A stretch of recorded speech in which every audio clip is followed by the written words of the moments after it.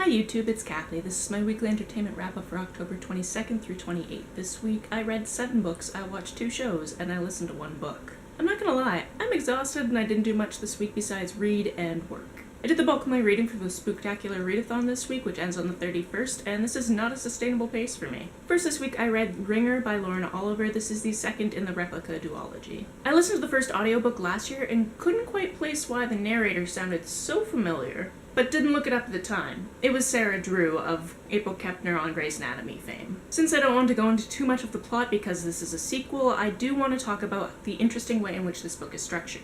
This book has 2 narrators, Lyra and Gemma, and instead of alternating chapters, each of their stories are grouped together. However, there is no rule as to which story you should read first. Pick the book up one way and you get one story, turn it upside down and you get the other. When I originally listened to the first book, Lyra's story was first, but there was a note saying that you could listen to them in either order. Although the stories intersect at parts, I found that Oliver did a really good job of not spoiling the other story. For instance, I wondered if one character from story B might be dead while I was reading story A. But since the protagonist on that side wouldn't think to ask about that character, I didn't know until I read story B. If you're a fan of weird formats like I am, give this duology a try. Second, I finished Annie on My Mind by Nancy Garton. This is a lesbian romance that takes place in 1980s New York. 2 high school age girls from different backgrounds meet at a museum, and although one of them already knew that she was likely a lesbian, it takes our protagonist a little while to figure out her feelings. Given the period in which this was set and was written, there is quite a bit of homophobia in it, but there is also a lot of sweetness, tenderness, and love. This book was banned in quite a few places during its original release, including a book burning in Kansas City. Garden used this type of discourse to open dialogues about LGBT literature, and I'll link a brief history of the book in the description down below. Third, I read Spell on Wheels by Kate Leth. This is a graphic novel in which 3 witch roommates discover that someone has broken into their house and stolen a significant amount of their magical items, and they go on a road trip to get them back. They're also stumped as to how someone is able to get through their unusual home security. The art is great, the characters are funny, and I've already grabbed another one of Leth's graphic novels from the library so I can devour it after Sbooktacular readathon is over. Fourth, I read Night of the Puppet People by R.L. Stine. I assumed when I picked this up that this was one of the many books that was released during my childhood. I was wrong. He is still writing these things. I didn't figure it out by looking at the publication date, I figured it out because it referenced Frozen. This follows Ben and Jenny, who had a traumatic 5th birthday party involving a couple of malicious puppets. Flash forward to when they're 12. They're trying to enter a talent contest with their friend Bird to show up the school's mean know-it-alls, and they find these puppets in Bird's attic. Sounds perfect, right? Of course this goes terribly wrong. It was fun to step back into childhood with this one, and it makes me wonder if he's still writing Fear Street books because those were more my jam when I was 12. Fifth, I read Killing Gravity by Cora J. White. This is a short novella that managed to build a whole galaxy in very few pages. Our protagonist Mars is on the run from authority, and we start with her being rescued from a leaking spaceship by a band of misfits. Once the authorities show up to detain her, she and her experimental cat-like BFF spacewalk outside, and we find she has telekinetic powers of mind-blowing magnitude. In very few pages, this book managed to make me care about the characters and give them each traits that I hope to revisit in the sequel, which comes out next March. Sixth, I read Once Upon a Crime by P.J. Braxton.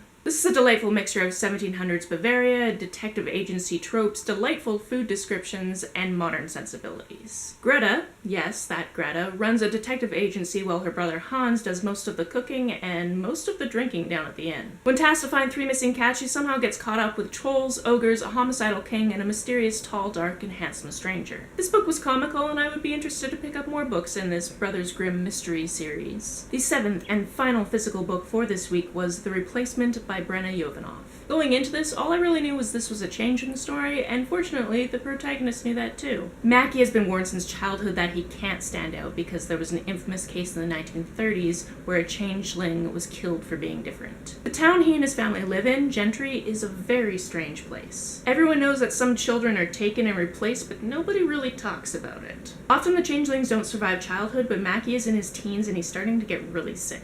He can't be around metal, and even the iron in people's blood makes him nauseated. I found the story dark and dreary, but also had a lot of hope for the characters. It was really easy to fly through because I wanted to know what happened next. Mackie couldn't help what he was, but he could make decisions around what he wanted to become. If you're looking for a little bit of a creepy read, I suggest picking this up. This week in Downton Abbey, we watched the middle of the 6th season, and there was some falling in love, there was a proposal, a near-death, a death, a surprise return, and a sweet surprise from old Lady Grantham. I'm also getting a little worried about Thomas, given that he does have some redeeming qualities. He is trying not to be a bastard and has turned himself around for the most part. I am really hoping that this show doesn't sneak in a bury your gays trope in the last few episodes, because I will be table-flipping angry if they do. This week on Survivor, Ryan had a tough choice to make, and although I think he made the right choice, he could have done it with a little bit more finesse. Basically, one of his allies is gonna be really mad, and I hope his social game will bring her back to his side because he is the weakest physical player on his team. This week I listened to All Things Cease to Appear by Elizabeth Brundage. I knew nothing about this book going into it, but it's primarily a murder mystery, although it takes a while to get to the point. This book centers around two families that live in the same house at different times. The first family experiences a traumatic event and loses the house, and the second family gets it really cheap at auction because of that. We open with a man rushing to his neighbors saying something has happened to his wife, but the neighbors and the local sheriff think that he is to blame. It has a meandering timeline as well as varied points of view. Often it would take you a paragraph or two to figure out whose head you're in and where in the timeline you are. I found this disorientating at first, so if it's not your style, don't pick this one up. Trigger warning for use of the ableist R slur. I don't really care that it's a word that a little boy would think in his head in the 1970s. The author of a work today should know to use a different word. If I wasn't stuck in transit with nothing else to listen to, I would have stopped listening to the book right there and then. That's it for this week. If you've read, watched, or listened to any of these, let me know about it down in the comments below. On the way down to the comments, if you hit that subscribe button, that would be very nice of you. You can like and share this as you see fit, and I will see you next time. Bye!